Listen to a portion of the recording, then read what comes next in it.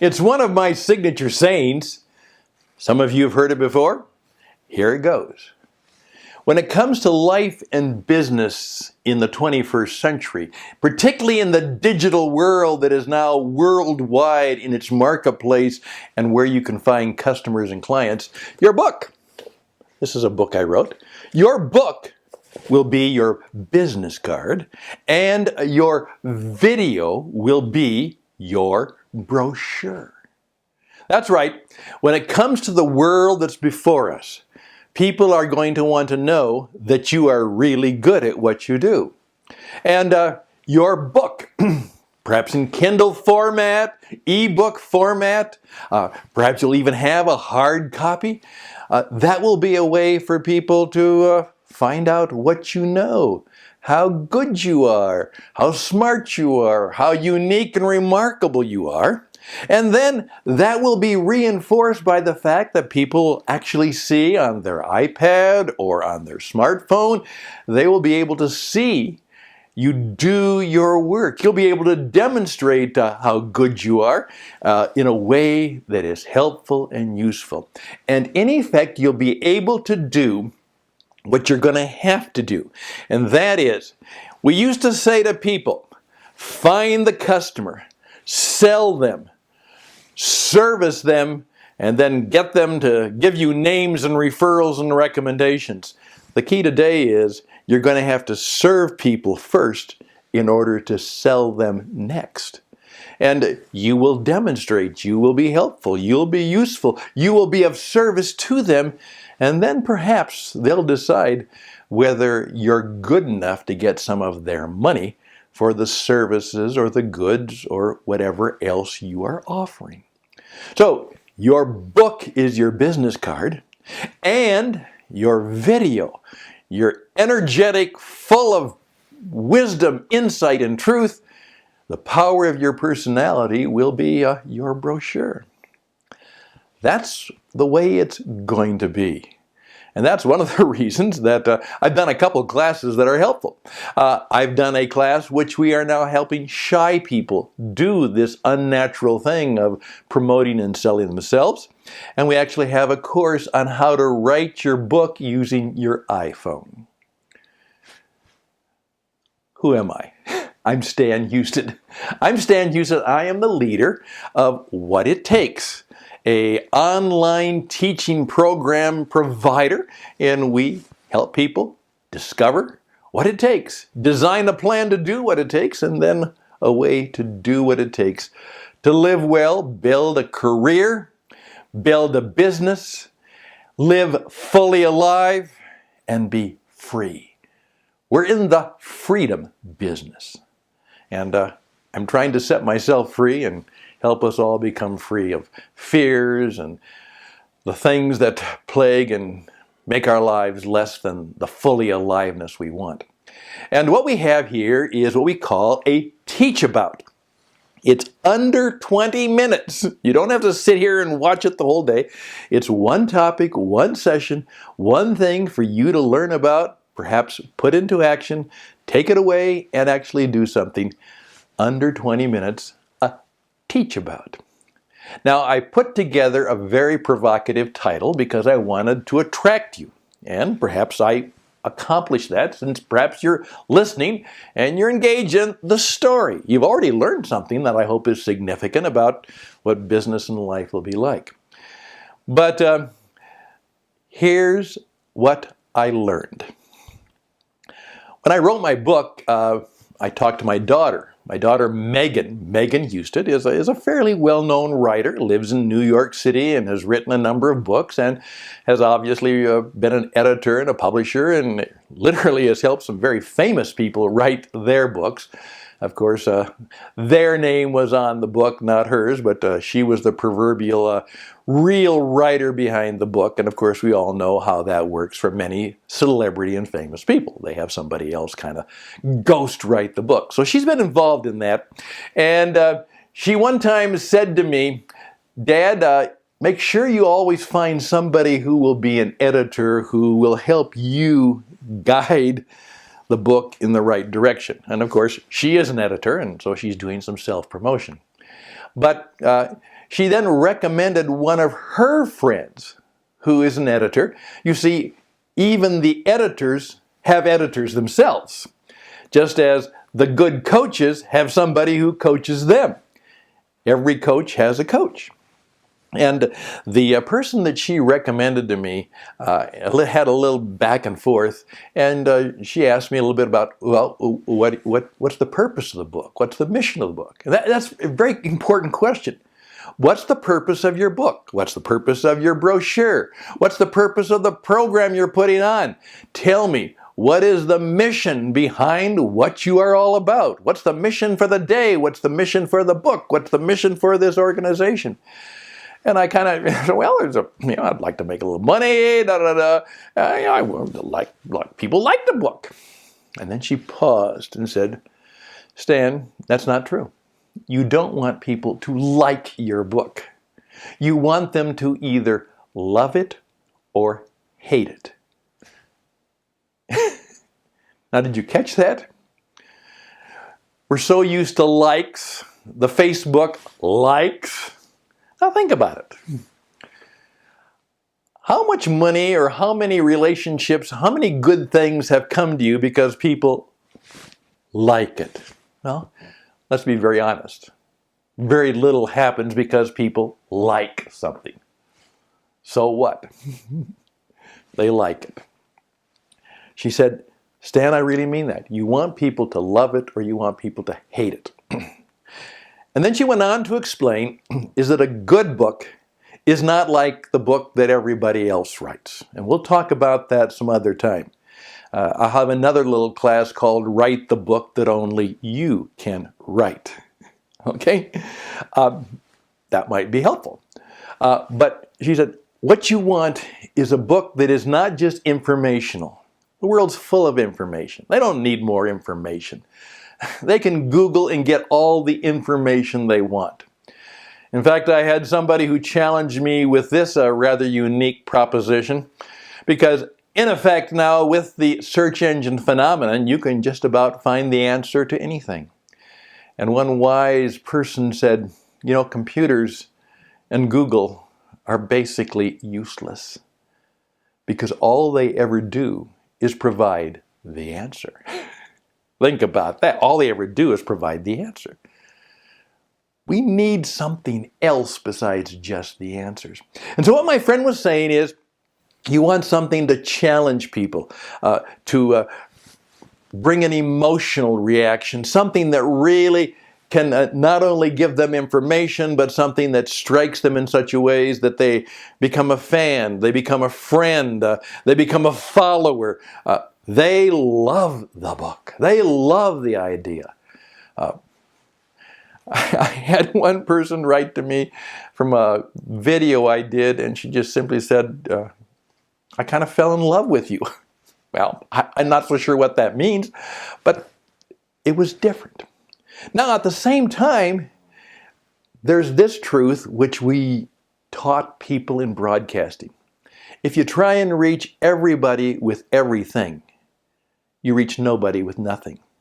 In effect, the best radio broadcast was that had a very specific audience in mind, and it was okay with the fact that a lot of people didn't listen, a lot of people didn't care, but you had a very specific audience in mind so that there could be something that would actually happen, some relationship that would be involved. Not just, oh, I like the program. No, they love the program. They enjoy the program. They make a point of watching the program. Those are the kind of people you want. And so, in effect, both in my radio work and now I'm learning more and more in my teaching and writing work, you want to do things that people really get involved in. They get connected with. It's a program or a teaching or a book that is truly helpful and useful, maybe even transformational. Your book changed my life. I had never thought of that before. Wow! How do you know that? On the other hand, anything that reaches the edge, which touches people deeply, there are going to be a number of people who don't like it. They don't like that idea. They don't want to be touched that way. They don't want to be challenged that way. They don't want to believe that. And our brains are kind of wired that way. As someone said, there's kind of what system 1 and system 2. And if your system 1, there is already built up some strong resistance or strong beliefs about things, you know what? If it encounters something new that matches the system that's there, they'll embrace it. But if it's something new that counters the system that's there, that system too will be rejected. And so the editor taught me a profound truth. She said, you want people to either love your book or you want them to hate it. And you know what? That means you're going to get some nasty reviews. You're going to get people who don't like it. You're going to get 1 stars, because that means that it's probably a book that challenged them. It caught them. It walked them away. At the same time, it brought people in. It engaged people. It made a friend or a follower or somebody who actually loves who you are and what you do.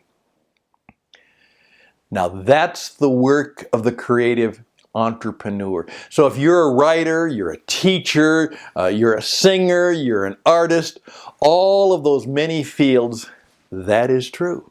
You want them to love it or you want them to hate it. Now, let's bring that back into the business world. You're not going to please everybody. People are not going to like all your products. They're not going to like what you do. You can't please them all, nor should you even try. Now, what I'm encouraging you to do now is something that seems very, very unnatural, is you want some people to say no. Oftentimes I teach people in marketing, the purpose of good marketing is to help the no's say so faster. Well, I don't want that. No, that's not what I want. So you don't waste time on people who will never buy. They don't waste their time, and you don't waste your time trying to bring people to a buying decision that probably isn't going to happen. So I'm asking you to be very, very clear in your business marketing, in your career choosing, to please keep that principle in mind. Some people don't want it. Some people can't stand it. And it may or may not be personal. They don't want that stuff. They aren't interested. That's not who they are. And that sales training that says, everybody is a prospect. If you're only good, everybody you meet is a prospect. No, they're not. And you're not going to change their mind, and you're not going to make them into something they are not. That's sales manager hype. And it's not true. As one of the wise men in sales said, is what you want to do is you want to find people who already want what you have. That's what you want to do. You want to find people who are ready to buy it. People who want to buy it. You don't want to go out there and try and sort people out and say, there's a buyer, there's a non-buyer. You want to work with those people who have the means and have the desire to buy. That's what your job is all about. Love the other people, care for them, be humble, but they're not a buyer. And to them, you're not the seller they want in their life. So please now, as you go forward, I want a new awareness to begin in 3 areas for your life, okay? First of all, I want you to begin to gain the personal courage of not being so afraid of rejection. One of the great fears, and I have an actual class on the 5 great fears that will kill you. And one of the fears that will kill you is the fear of rejection. That's hard to get over. Nobody likes to be rejected. Nobody likes to be told no. Nobody wants to be turned down. But to come to the point of realizing that sometimes rejection is just a selection. And by the way, not only will some people reject your sales offer, there are people who you will reject. Every once in a while, I'll just simply say to somebody who asks me to help them, you know, I really don't think that'll work out. We're not a good fit. I'm not the one. It won't work very well for us. May I recommend that you do this?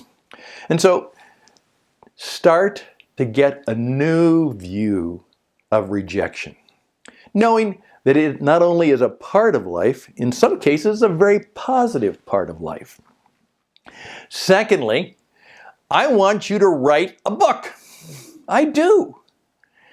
It's said that 87% of the people want to write a book, but of course, hardly any of them ever do. And I want you to write a small, short book that perhaps only you can write, and that you write it in such a way that you're okay. A small group of people love it. And maybe even a large group of people don't love it. They don't like it. And some of them may even hate it. Truth always will attract, and truth will always get you some flack. Okay? Truth will attract, and truth will bring you flack. Please remember that. Okay, now the third thing I want you to take away from this, because what it takes is, when you're building a business, be very, very clear who are the people that you want to love it. Who are the people who you want to deal with? Who are the people you'll enjoy working with? Who are the people who really you and your business and your product? There's more than just a customer transaction. There is actually something that has a little bit of an attraction element. I remember a couple years ago, well, not as many years ago, I was teaching this idea to a financial advisor about finding people who really shared your beliefs and values. And he leaned back in his chair and he said, Stan, do you know who the worst clients that I have are now? There are people who I don't really like, and they don't share my beliefs and values at all. They just came into my business and somehow we did business, but it's not there. Now, that is vital to understand. So, here we go. You want them to love it or hate it. Your book, for sure. You want people to understand that there is self-selection, rejection, and that when you are doing business, you don't just talk about the product. You talk about the people. See, part of the problem in a lot of business is they create a great product and then they go out and look for people who will buy the product. Look for the people who have a problem, who need a solution, and you want to help those people with a product or a solution. And you create the product or solution or the book that those people will want to buy, that those people will find useful, maybe practical, maybe something lovely, something that they really love. There we go. I'm Stan Houston. Always what it takes. Teach about under 20 minutes. I want to help you. I want to do all I can. You can reach me at stan@stanhouston.com. stan@stanhouston.com. We have lots of these 20-minute teach-abouts coming out, and you are always invited to join the experience of what it takes teach about. All the best and blessings to you, and we'll be in touch. Bye for now.